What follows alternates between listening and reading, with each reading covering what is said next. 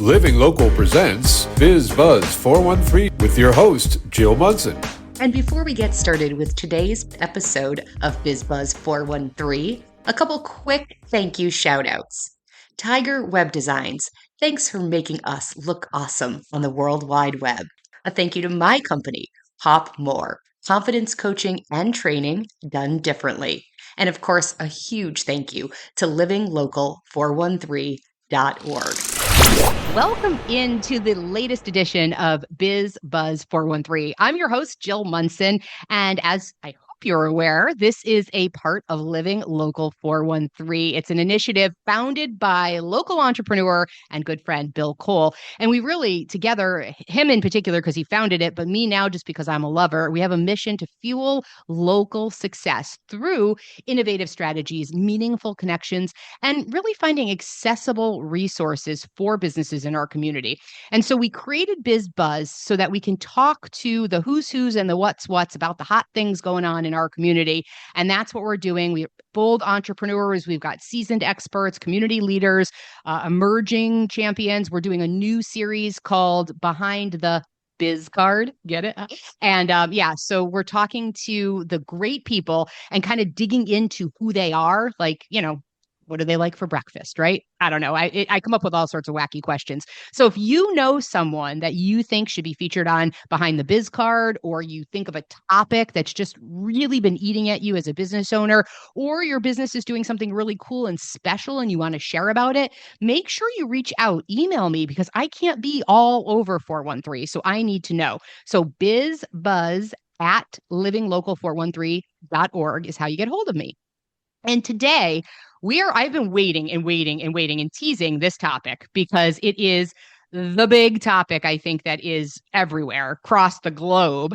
And I am grateful that I have a friend, someone that doesn't think I'm a complete knucklehead when we talk about anything tech related. My good buddy is our guest today, Michael Weber, founder, big cheese, of North Star Technology Leadership. Michael, thanks for being with me. Thank you so much for having me today, Jill. It's so funny because usually when we're together, we're, just like hanging out and you're reminding me of how absolutely clueless I am with everything technology related. So today you have to be somewhat nice to me because it's being recorded. That Just won't kidding. be a hard thing to do.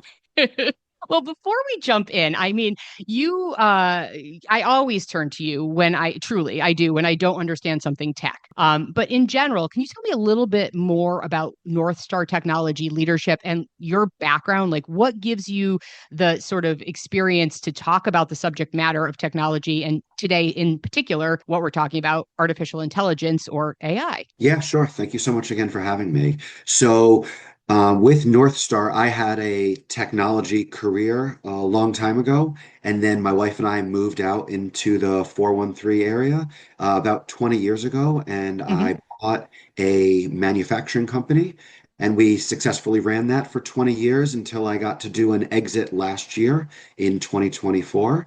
And then I needed to figure out what I wanted to do next with my life. And so I started North Star Technology Leadership to provide fractional CTO services with a focus on AI. So fractional meaning that I split my time between multiple companies, and CTO is Chief Technology Officer. So I provide technology leadership and guidance to organizations that are in need of that and don't have that as an in-house counsel. Yeah, and it's super important because there's those businesses. There's the small business, like, my company, Pop More, which I'm a solopreneur.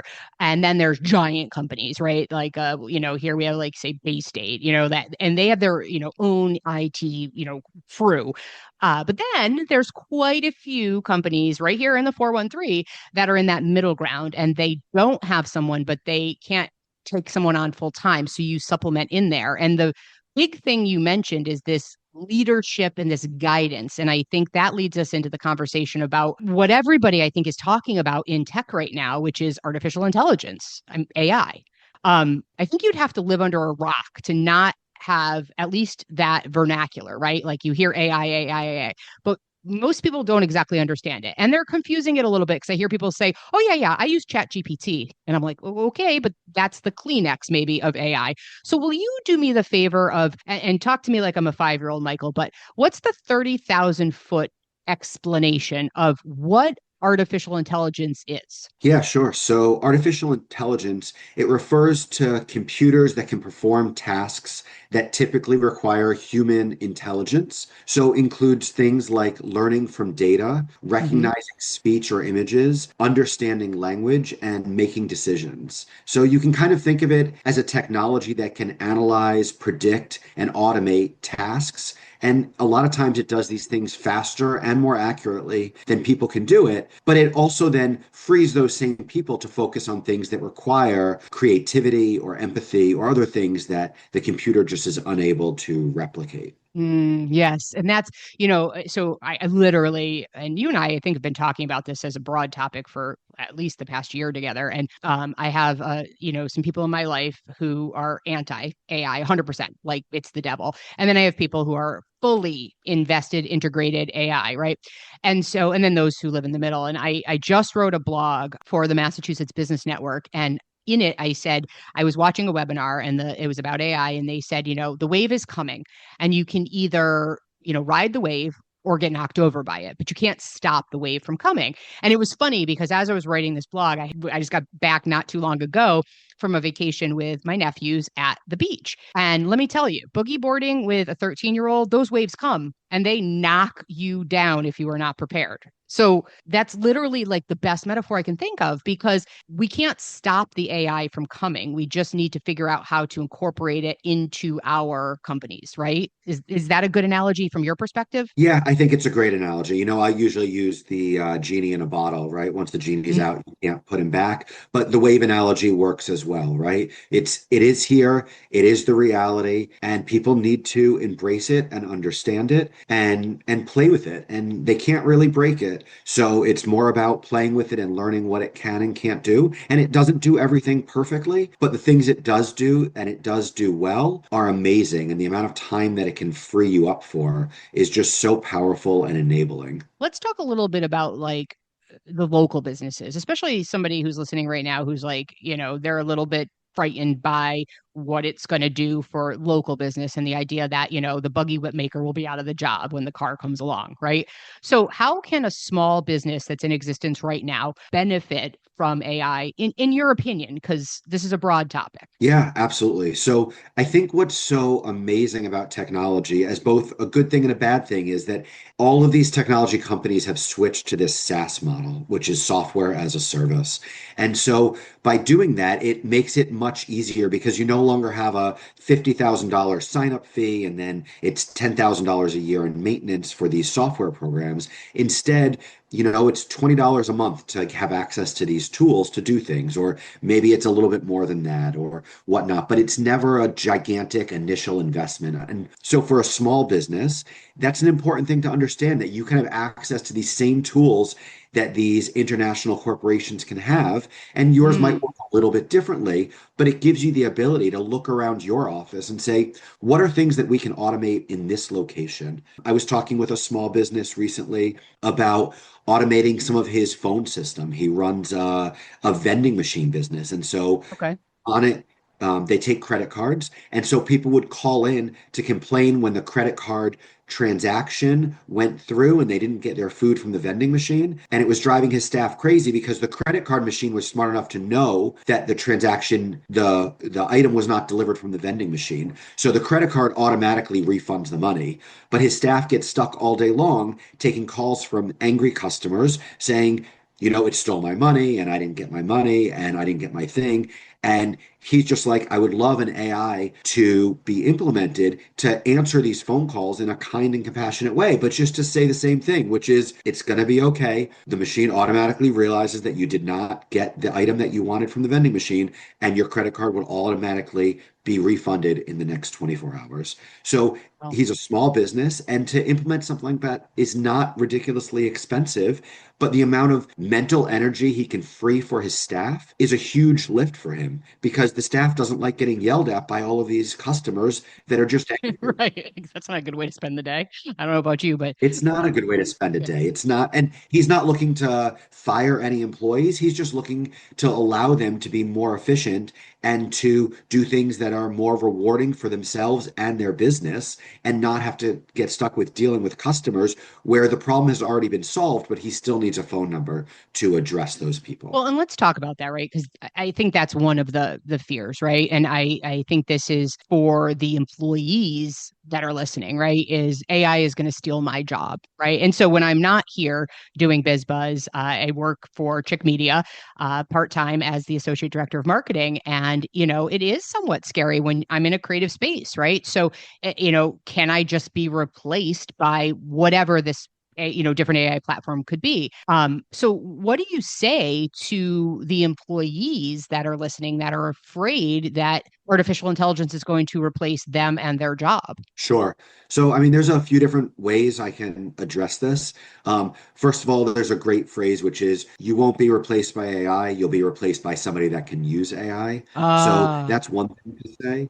hmm. The other thing is the World Economic Forum came out with an employment study at the beginning of this year. And by their estimate, we're looking at a net gain of, I think, 90 million jobs. So jobs will continue to evolve, and some jobs that exist today will not exist tomorrow. That is absolutely true and not something I'm going to sugarcoat.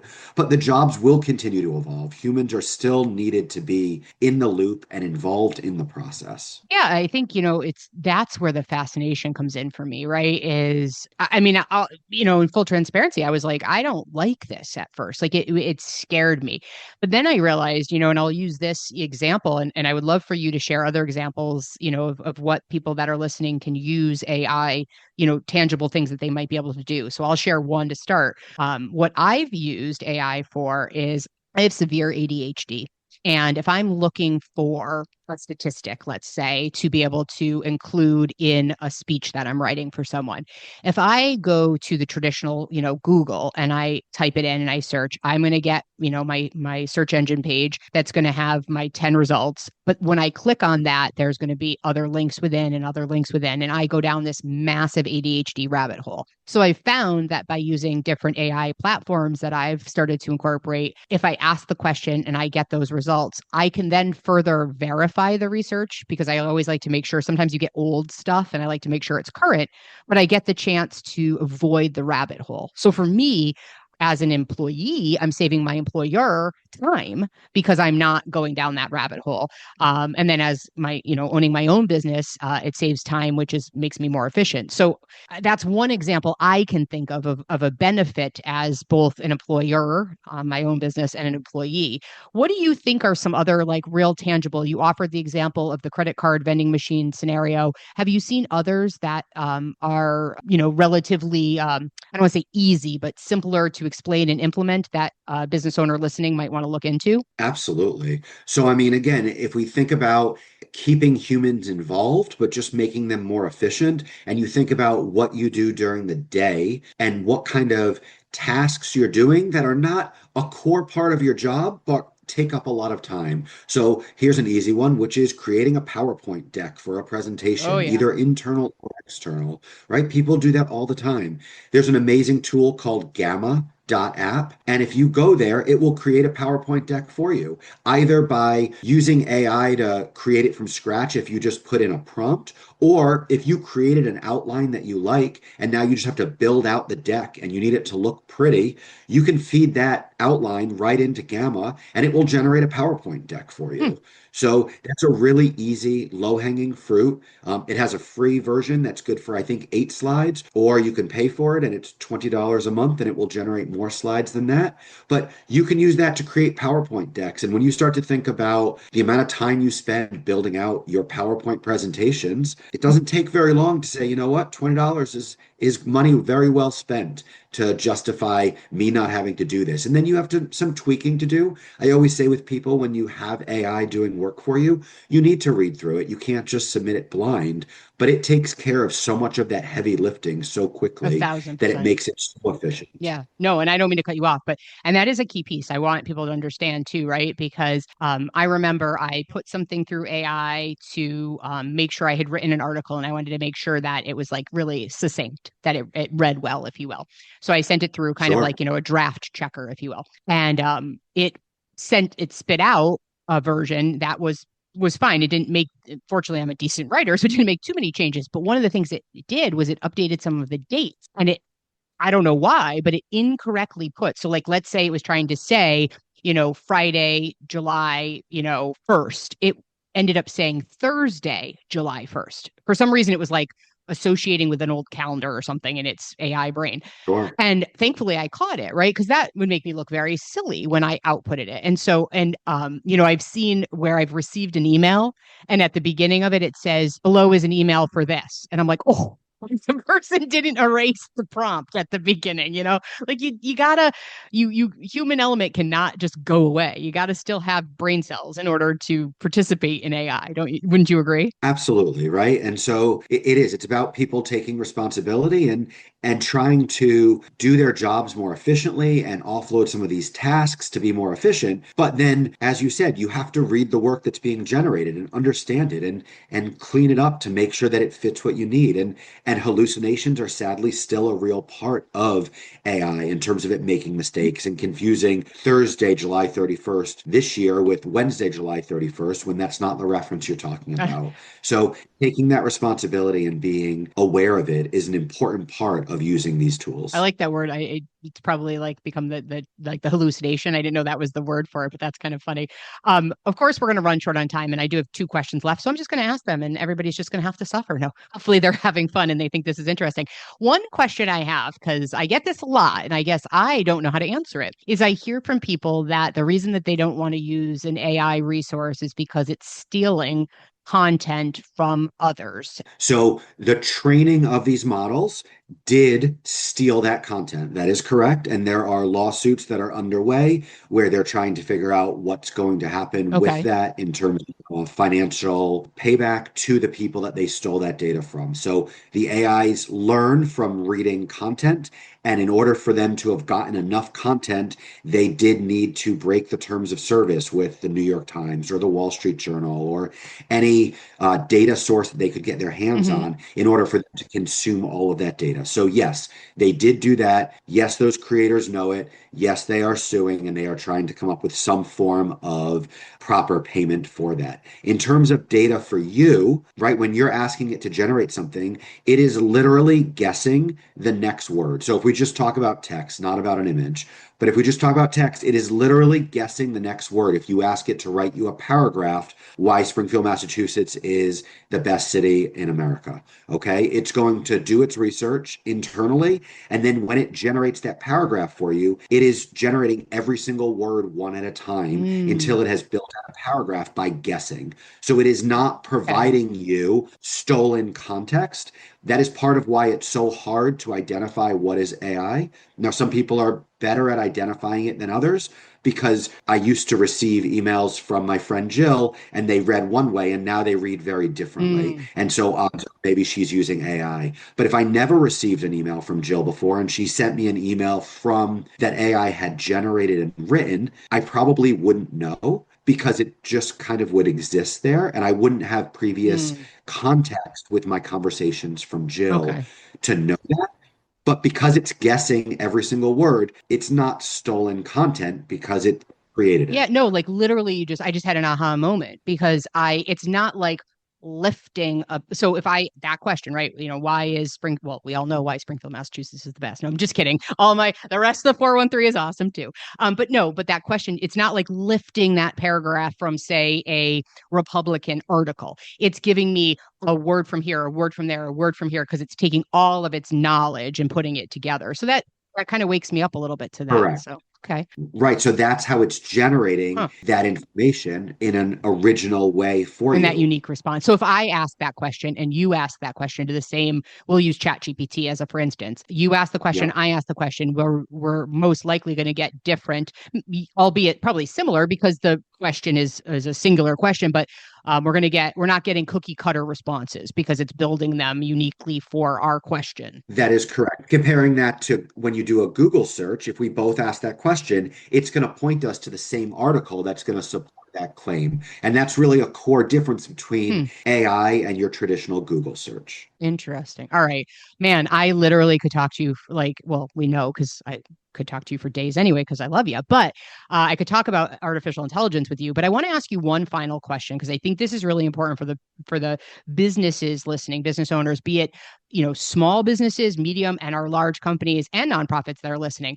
I want you and I know you're not an attorney, so I want to preface that, but I want you to share your opinion on what companies and nonprofits and organizations should be doing now to prepare in terms of whether it's their handbook, their process, their procedures. Like, do you have any recommendations? Because I feel like kind of this is the wild, wild west, and we're going to have problems if we don't get out in front of some of it as employers. Sure. I mean, so as a employer, you need to have something in your handbook that has your AI policy. That could be as simple as we do not use AI here, which I strongly disagree with, but at least you're stating something Hmm. to do anything you want with AI, and good luck. And I don't agree with that either. I think that's also a mistake. And so creating guardrails for employees in order to give them the understanding of how is AI acceptable to use at your organization is a really important part of living and operating in 2025. And working with a lawyer if you need to, or an IT person, or your internal staff to come up with the concepts of what is allowed to be fed into AI, what is not allowed, and explaining why to the employees, not just giving them a blanket statement. Because I was working actually with a large national American bank, and they had a private banking division, and their official policy is we do not use AI. And I was talking with the people on the team, and they said, oh, we all just use it on our personal cell phones to feed in the data we need. And this is a, multi-billion dollar bank. And that's just, they've come up with this we do not use AI policy, which nobody is respecting because it's a ridiculous policy. Right. So finding the right balance between using the tool and using it properly and explaining why there's certain things we don't feed into the AI system and why certain things are okay to be fed into the AI system. Right. That's the balance that we need to be striking and that employers do. And it doesn't matter at this point if you're a solopreneur or you're a multinational corporation, you need to have some form of a policy and you need to make it clear to your employees what that is and why. Well, thank you for that. And again, I am definitely not in the law, except for, been behind. No, I'm just kidding. I've never been behind bars, but I'm not part of the legal system, nor is Michael. But I highly recommend that if you have your own CTO, you talk to them and they get you, or you talk to Michael as a CTO and he can get you aligned. Maybe the Employers Association. We've had Allison on with us before. They probably have resources for you at EANE as well. So, but don't just ignore it and put your head in the sand because it's not going away and the wave is going to smack you, and a mouthful of salt water does not taste good. Michael, if somebody wants to get a hold of you, how can they reach you? They can reach me at my website, northstartechlead.com. And up there, I have my email address and everything you would need to reach out. And I'd be happy to connect with anybody that's looking for some information. Awesome. Well, thank you for being here. I'm sure we're going to have you back because artificial intelligence is not going away.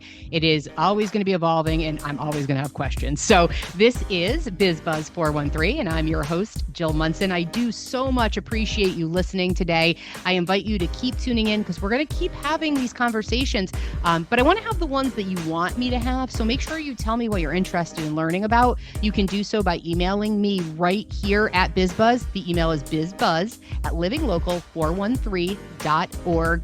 And in the meantime, as I always say, thank you so much for living in what I consider the best part of the country, right here in Western Massachusetts in the 413.